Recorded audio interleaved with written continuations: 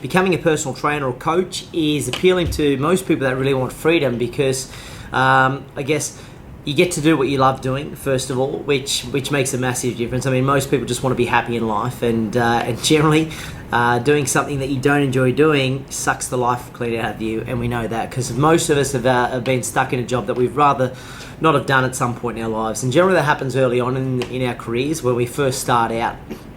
And generally it's our very first job out of school is generally not one that we see ourselves being in forever. It's certainly normally not like a long-term goal that we've worked our way into.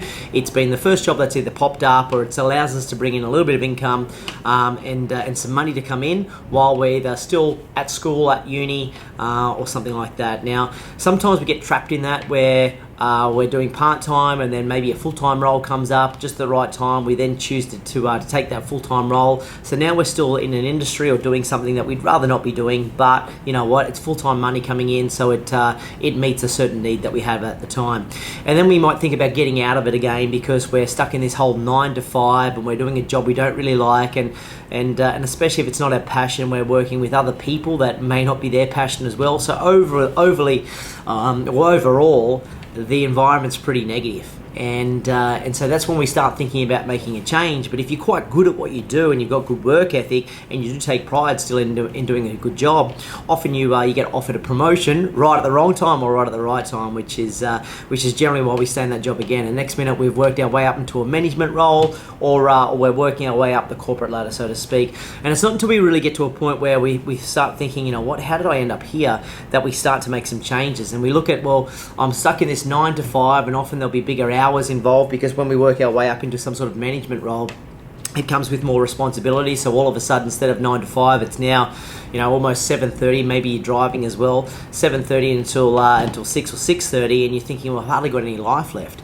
Not only that, but you start thinking about your holidays and where you want to go, and maybe your work even only allows you to take certain times off in certain parts of the year and all sorts of stuff. So generally, we start losing a lot of our freedom, and it's not until we get to that point where we think, you know what, why don't I think about doing something that I really want to do? I'm even happy to sacrifice a little bit of money to be able to do something I enjoy doing every single day. And so it's not really until you get to that point that you really start considering a career in the fitness industry. The cool thing about it is that the fitness industry generally pays as much, if not more, especially when you become great at what you do, than most other industries.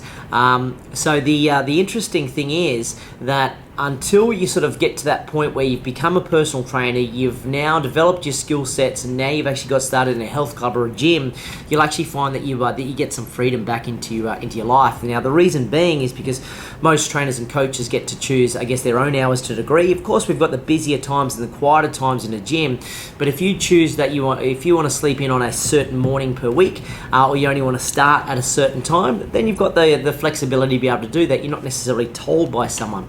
As well, if you want to earn a little bit more money, then you're able to do that because you can do more sessions.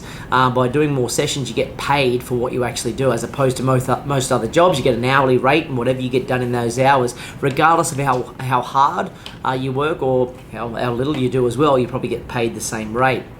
So there's no real growth there, and why I feel like a lot of trainers and coaches, especially recently, where with our mentor program and getting these guys to become 6-figure trainers, that you've got opportunities to have different choices and other things in your life that you might. So it's not just the time availability that you're going to have and get a choice over, and when you have your holidays as well.